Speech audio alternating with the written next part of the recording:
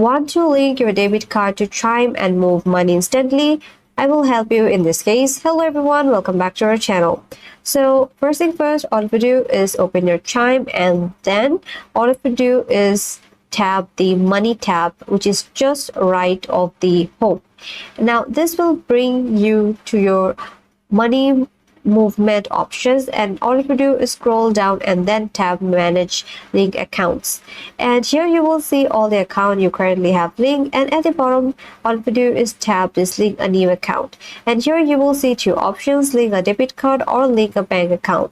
We are choosing debit card for this tutorial, and on the screen all you have to do is just enter your debit card number, your expiry date, and CVV, and then tap link my debit card. And here's a quick note that not every debit card is supported, so if your isn't, then Chime app will let you know right away.